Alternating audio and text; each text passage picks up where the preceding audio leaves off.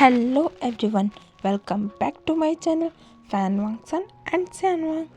तो गाइस, हम अपनी स्टोरी माय हस्बैंड सीक्रेट्स का नेक्स्ट पार्ट स्टार्ट करते हैं। लास्ट पार्ट में हमने देखा था कि हमारा वांग जी वींग के लिए अपने हाथों से खाना बना के फर्स्ट टाइम बनाया था उसने, बट फिर भी अच्छा बनाया था।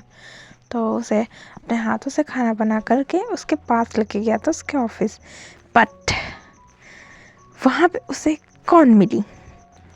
वहाँ उसे मिली थी ली चैन, जिसे देख के उसका मूड थोड़ा सा खराब हो गया था। सो हम अपनी स्टोरी को स्टार्ट करते हैं आगे। ओके। ली चैन जो कि वांग जी को वहाँ देख के वो अपना मुंह बनाने लगी और बोली, तुम यहाँ क्या कर रहे हो? तो ना वांग जी अपना एक आईब्रो ऊपर किया और बोला, व्हाट यू मीन? तो जो ली चैन रहती है ना, वो बोलती है, ऑब्वियसली जो सुने हो वही मैं बोल रहा हूँ, बोल रही हूँ। तुम यहाँ पे क्या कर रहे हो? तो ऑफिस के जितने भी मेंबर्स वहाँ पे खड़े थे ना, वो सब उस लड़की को ऐसे घूर रहे हैं जैसे किसी पागल खाने से भाग के ये आई है क्या लड़की, ऐसे उसको घूर रहे हैं। तो जो वांग जी रहता है ना, वो बोलता है, ये मेरे हस्बैंड का ऑफिस है, मेरे हस्बैंड यहाँ के CEO हैं। सो मैं अपने हस्बैंड से मिलने आया हूँ, तो मैं कोई प्रॉब्लम है? तो ना जो चैन रहती है ना, वो बोलती है, बिल्कुल प्रॉब्लम है, वो मेरा फियांसे है और मैं नहीं चाहती कि मैं अपने फियांसे को सबसे मिलने दूँ। ये सुन के ना वांग जी एक स्मर्क करता है और बोलता है, ओ रियली? बट तुम्हारा फियांसे तुम्हें पता है क्या करता है मेरे साथ? वो मेरे साथ डेली, रोज नाइट को, every day means every day, वो मुझे बेड पे तंग करता है। ये सुन के जितने भी ऑफिस के मेंबर रहते हैं ना, उनकी चिक्स रेड रेड हो जाते हैं और वो लोग अपनी नज़रें नीचे कर लेते हैं। और जो चैन रहती है ना, वो गुस्सा आ जाती है, बोलती, यू बिच, तुम्हारी इतनी हिम्मत, तुम ये बोलोगे तुम मेरे फियांसे के करीब जाओगे? तुम्हारी इतनी हिम्मत? ऐसा बोल के ना वो बहुत ज़्यादा उसे बुरा बुरा वर्ड बोलने लगती है। ये जब सुनता है ना वांग जी, वो कामली अपना जो लंच बॉक्स है ना, उसको एक एम्प्लॉय के हाथ में देता है और बोलता है, इसका ख्याल रखना। ओके। तो एम्प्लॉय भी, हाँ मैं सही लगता है।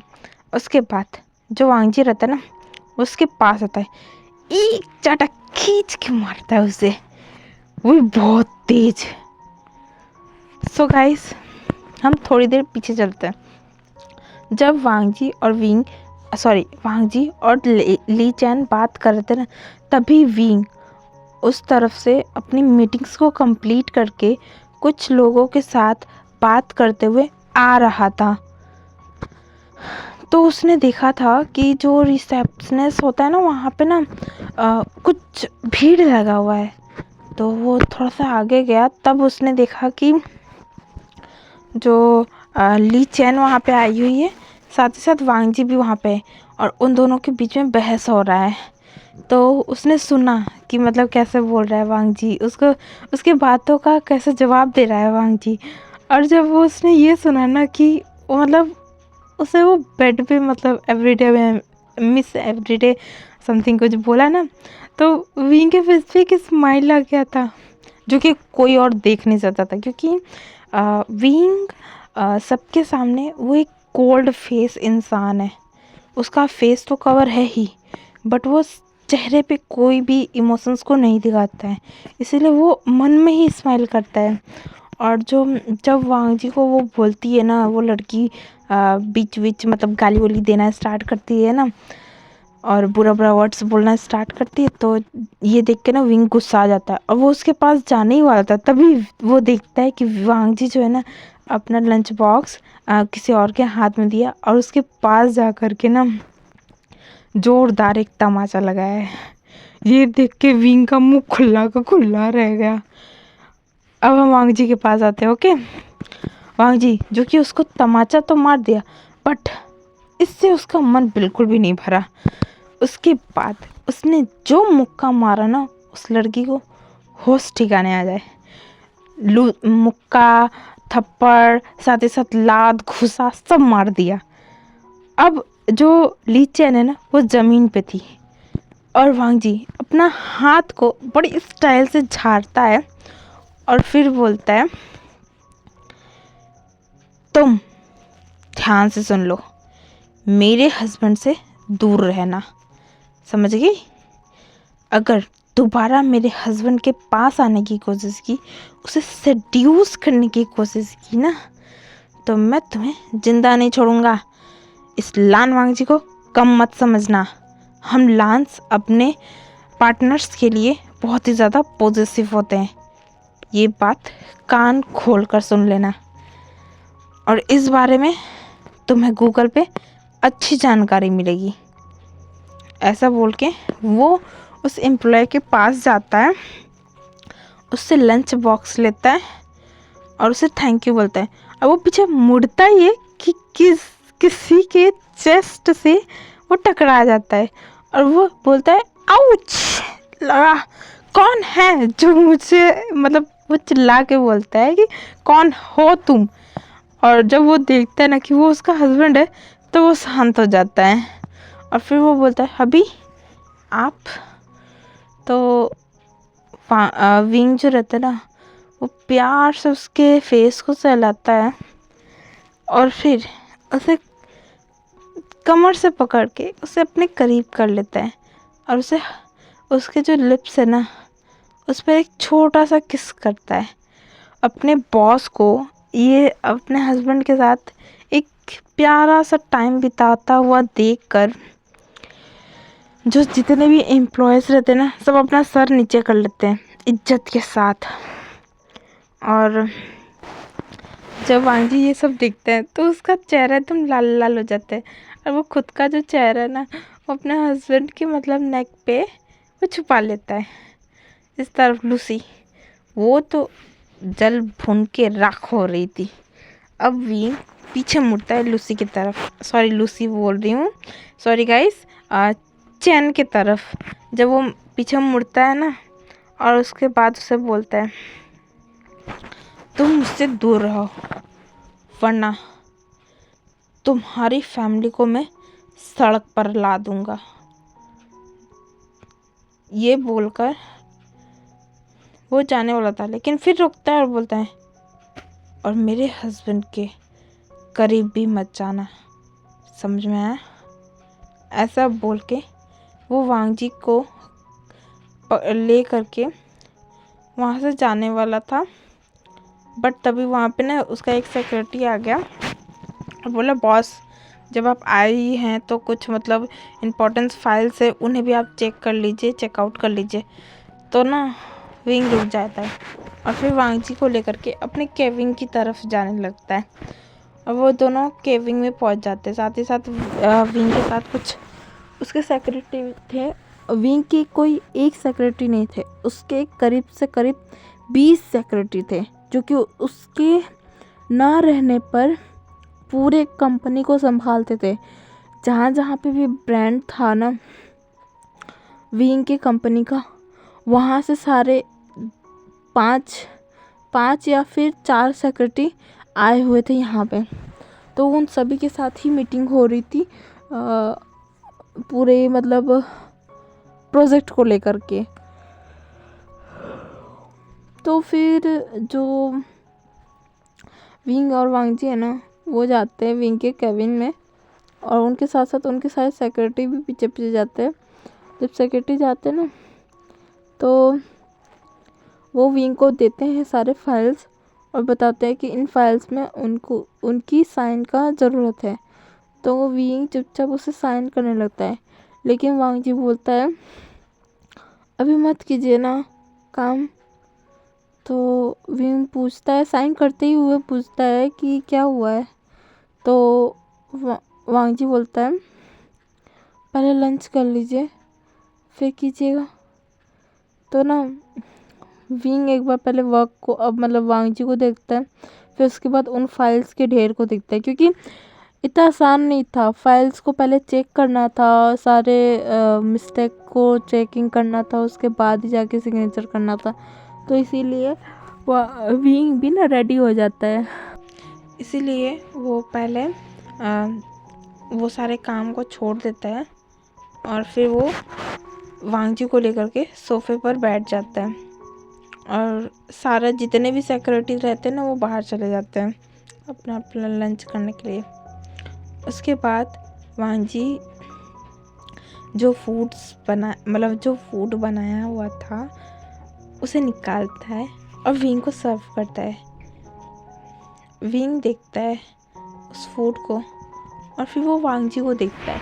वांग जी इतना ज़्यादा उसके फेस पे ना एक्साइटमेंट था, मतलब उसके फेस को ही देख के लग रहा था कि वांग जी एक्साइटेड है कि उसका हस्बैंड उसे टेस्ट करके बताए कि वो कैसा बना है। ये देख के विंग एक स्माइल करता है। उसके बाद वो उस फूड को खाता है। जब वो खाता है ना, वैसे तो विंग के लिए वो थोड़ा सा कम स्पाइसी था, बट वो ओके था, मतलब अच्छा था वो। वांग जी ने फर्स्ट टाइम खाना बनाया है बट इतना अच्छा बनाया है। वैसे विंग को पता नहीं था कि वांग जी ने फर्स्ट टाइम खाना बनाया, बट फिर भी वो बोलता है क्या ये तुमने बनाया है? तो वांग जी हाँ में सर हिलाता है और बोलता है कैसा बना है? तो जो विंग रहता है ना वो फूड को देखता है, फिर वांग जी को देखता है, फिर फूड को देखता है और बोलता है क्या तुमने इससे पहले कभी खाना बनाया है? तो ना वांग जी अपना सर नीचे कर लेता है। उसको लगता है ना कि मतलब विंग को शायद फूड पसंद नहीं आया है, तो फिर वो बोल देता है सच नहीं, मैंने आज से पहले कभी भी खाना नहीं बनाया, वो तो मेरा फर्स्ट टाइम है जो मैं किसी के लिए फूड बना रहा हूँ, आई मीन खाना बना रहा हूँ, कुकिंग कर रहा हूँ। मैं तो कभी किचन में पैर भी नहीं रखता था। तो जो विंग रहता है ना उसके फेस पे स्माइल हो जाता है। फिर वांग जी पूछते हैं क्यों, क्या आपको ये खाना पसंद नहीं आया? जब नहीं अच्छा लगा तो छोड़ दीजिए, मैं इसे रख देता हूँ। तो विंग ने फटाफट उस खाने को अपने पीछे कर लेता है और बोलता है ये क्या बोल रहे हो, मेरे वाइफी ने इस इतने स्वादिष्ट डिलीशियस फूड बनाए हैं और मैं इसे फेंक दूँ? तुम्हें क्या बोल रहे हो? तुम्हारी हिम्मत कैसे हुई ऐसा बोलने की? तो ना वांग जी के फेस पे बड़ी वाली स्माइल आ जाती है और फिर वो पूछते हैं कि आपको ये अच्छा लगा? तो विंग हाँ में सही जाकर बोलता है ये सच में बहुत अच्छा है। ऐसा बोल के वो वांग जी के फोरहेड पर किस करता है, सॉरी गाइस, फोरहेड पर किस करता है। उसके बाद वो उसे भी खिलाता है, खुद भी खाता है, उसे भी खिलाता है, खुद भी खाता है। दोनों को फूड को एंजॉय करते हैं। उसके बाद विंग कुछ ही पेपर्स को चेक करके साइन कर पाता है। उसके बाद वो बोलता है कि इसे घर पहुंचा दो, मैं घर पे कर लूँगा। तो वो लोग भी हाँ करते हैं। उसके बाद जो विंग रहता है ना वो बोलता है वांग जी से चलो शॉपिंग करने चलते हैं। तो वांग जी भी हाँ कर देता है। उसके बाद विंग और वांग जी चले जाते हैं शॉपिंग करने। वो लोग पूरा दिन भर मतलब दोपहर से लेके शाम तक वो लोग शॉपिंग कर, और वांग जी बहुत सारा शॉपिंग कर लेता है, बहुत ज़्यादा कर लेता है शॉपिंग। और इतना ज़्यादा वो खुश था, वो कितना ज़्यादा अपने हस्बैंड के साथ मस्ती कर रहा था, शॉपिंग कर रहा था और फूड भी खा रहा था। सब चीज़ करने के बाद शाम को वो घर आते हैं इतने सारे सामान के साथ। कुछ गिफ्ट लिए थे जो कि वो एक गिफ्ट चैन को दे देता है और एक गिफ्ट ग्रैंडफादर को भी दे देता है। और फिर वो जो अपने लिए सामान लाया था वो सामान को लेकर के अपने रूम में जाता है और सब चीज़ को अच्छे से रखने लगता है, जो अपने ब्रदर के लिए लिया था, जो अपने फादर के लिए लिया था, साथ ही साथ जो अपने सिस्टर इन लॉ के लिए लिया था। सारे सामान को वो अच्छे से सरिया के रख देता है और बोलता है मैं कल इसे भेज दूँगा ब्रदर के पास। उसके बाद जो वांगजी रहता है ना, वो चला जाता है सावन लेने के लिए। इस तरफ विंग जो कि अपने स्टडी रूम में था, वो अच्छे से मतलब सारे फाइल्स को चेक करता है और फिर वो रूम में अपने आ जाता है। तो रूम में आने के बाद वो देखता है कि वांगजी रूम में नहीं है। तो वो इधर उधर देखता है, तो फिर वो देखता है कि बाथरूम से वॉइस आ रहा है। तो उसे पता चल जाता है कि वांगजी बाथरूम में है। तो वो क्या करता है ना, फटाफट अपना सारा ड्रेस खोल देता है। मतलब एक भी कपड़ा उसके बॉडी पे नहीं था, यहाँ तक कि अपना मास्क भी फटाफट खोल के साइड कर देता है। और उसके बाद वो चेक करता है, डोर ओपन था। और फिर क्या, खाना सामने हो और डॉगी कभी वेट करेगा क्या? भूखा इंसान कभी भी वेट करेगा नहीं। विंग ने भी वही काम किया, अपने खाने पर झपट्टा मारा और पूरी तरीके से अपने खाने को खा करके उसे जब तक ले थका नहीं दिया तब तक उसे छोड़ा नहीं। और उसके बाद उसे ले करके एकदम मतलब हग करके बहुत ही प्यार से सो गया। वांगजी तो चिल्लाते ही रह गया कि उसे छोड़ दो, उसे छोड़ दो, उसे दर्द हो रहा है। बट फिर भी विंग जो कि अपने कान में रुई घुसा के रखा हुआ है, वो बिल्कुल भी नहीं सुना और वो उसे हग करके सो ही गया। इस तरफ वांगजी बेचारा जो अपने पेन को सहते सहते वो भी आखिरकार एक सो ही गया। मॉर्निंग में वांगजी जब उठा तो उसने देखा कि उसका हस्बैंड उसे उसके पूरे फेस पे किस करते जा रहे। और वांगजी जब ये फील किया ना, तो उसने अपनी आंखें खोली और वो देखा कि उसका हस्बैंड कैसे लाल टपका रहा है। ये देख के ना वो शॉक्ड हो गया और वो चिल्ला के बोलता है कि तुम अब मुझसे दूर रहो। रात को मैंने कितनी बार कहा मुझे छोड़ दो, फिर भी सोने नहीं हो, अभी भी मेरे पास मत आना। बट वी जो कि अपने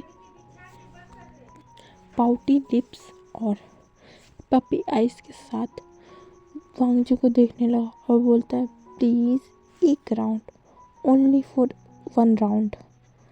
तो वांगजी ने इतने प्यारे से चेहरे को कैसे इनकार कर सके। बस उसकी यही गलती थी, झांसे में आ गया। और कब ये 1 राउंड 2-3 राउंड में बदल गया, लोग वांगजी को पता ही नहीं चला। वांगजी को पता चला बट विंग को नहीं पता चला।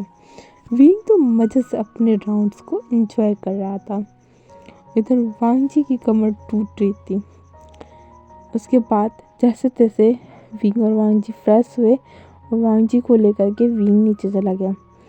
आज ग्रैंडफादर वापस अपने घर जा रहे थे, तो उन्होंने घर जाने से पहले वी से बोल दिया था कि मैंने रिश्ते के लिए ना कर दिया है, तुम समझ लेना आगे बात।